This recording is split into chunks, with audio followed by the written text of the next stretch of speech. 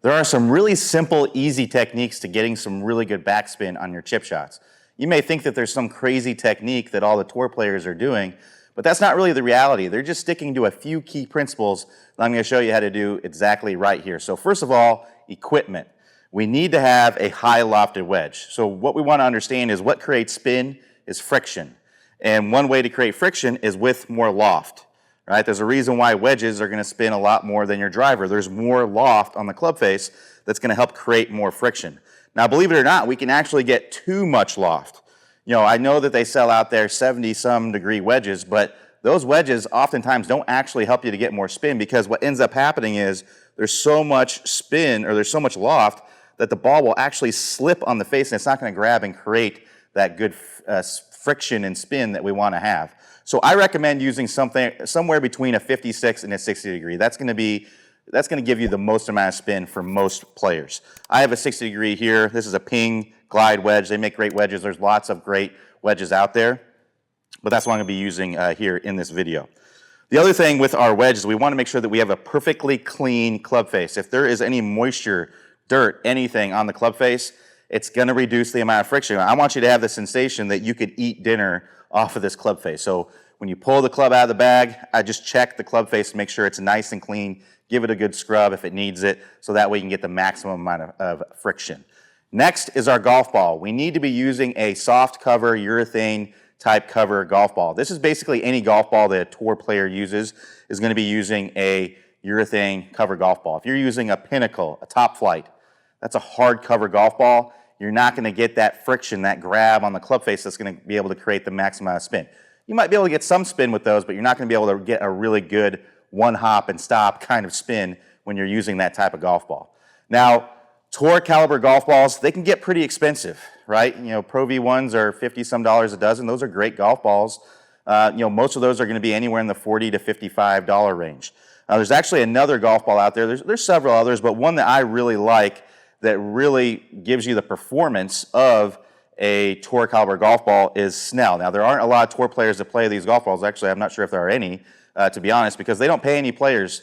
They just pass on the savings to you. Now, full disclosure, Snell does send us free golf balls, so sure, I'm a little bit partial, but you can go on Google and look at a lot of independent research and see that this ball holds up, distance, spin, all the performance of those other golf balls, and they're $30-some a dozen. So check them out. This is the one I'm going to be using for this video. If you just go to snellgolf.com, check them out. You can get some Snell golf balls for a fraction of the cost of what a tour caliber golf ball and get all the performance. So that's two main components there, and you haven't even had to do any special technique. Most of you probably already have a good wedge, and most of you probably already play good caliber golf balls. So most of you are already probably covered on the spin front of things. Now, beyond that, what we need to be doing is we need to be making perfectly clean contact with the ball.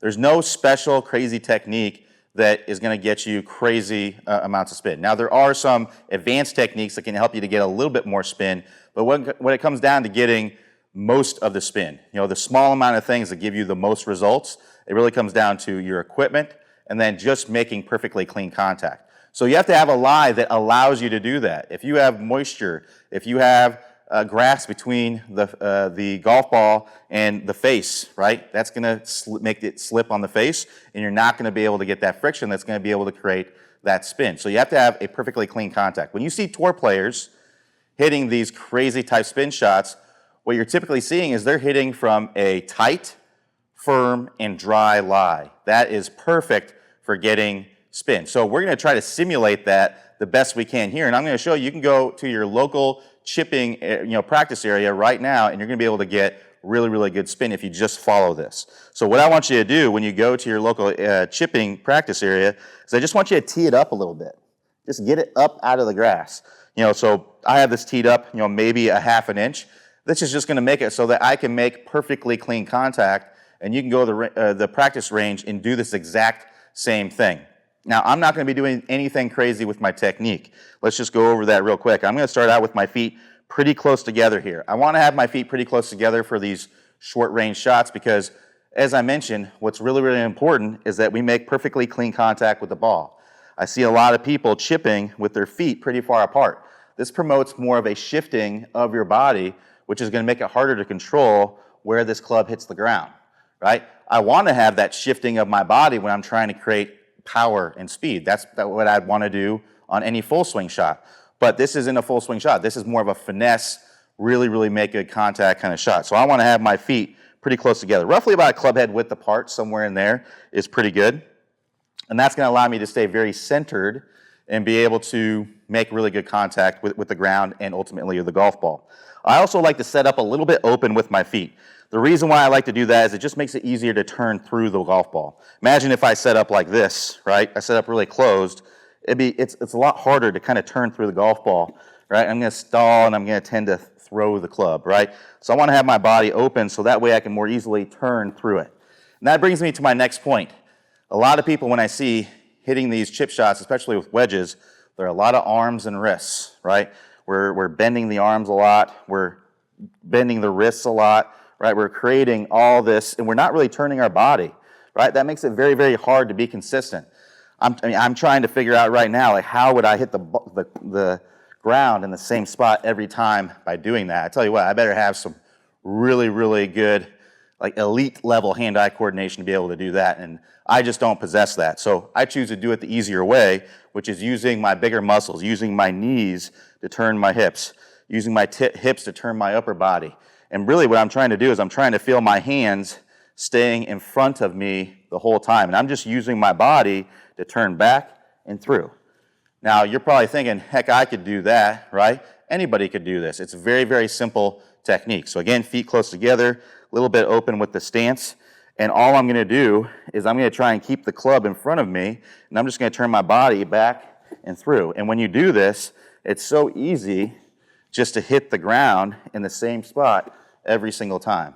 I'm looking at this little speck on this mat, and I've seen that little speck move just slightly every time I go through there because it's just so easy to do that. So that's really all it takes.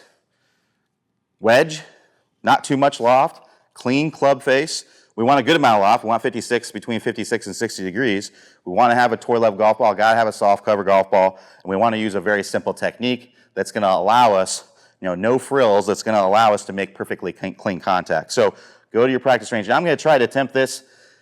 Sometimes when this thing's indoors, it doesn't quite work the way that I want to. I just hit another one. I hit one a minute ago, and it said I had 6,000 RPM to spin on a little 9-yard shot. Probably not correct, but we're going to see if we can get it to work this time here and see what kind of spin I get. Hopefully I can get it to work and give us some solid numbers here. So again, all I'm doing is turning back and through. I'm going to try to hit something, in the 10 to 20 yard range and see what kind of spin we can get, getting some really good contact. All right, so that was, again, 11-yard chip. It's telling me I got 7,000 RPMs to spin. I don't think that's true. It was probably close to 3,000, 3,500 at most. I did feel like I got some pretty good spin on it. It hit the mat or hit the screen and kind of spun back to there. I could hear it kind of skidding on the floor. So I definitely did get some spin on that. But if you're looking at that, you're probably saying there was nothing special about that. It was just simple things that you can do to get some really, really good spin.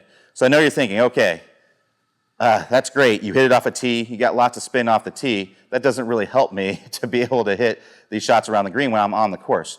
But this is what you need to do to practice to understand, okay, I can get a lot of spin on this shot if I can get perfectly clean access to the golf ball. So once you get a good sense for this and you've seen the ball kind of one hop and stop several times, you got the hang of it. Now what I do is I get rid of the tee and then work toward seeing what the lie does to your spin, right? If there's a lot of moisture, again, it's going to make the ball slip. If it's really, really soft and the club's going to dig, it's going to be harder to get that spin, right? If there's rough, right? If you got a little bit of grass around the golf ball and you're having trouble making perfectly clean contact, you're not going to get that amount of spin.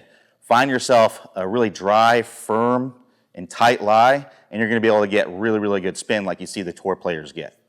Now, the next step after this is really to be able to control the distance that you're hitting, right?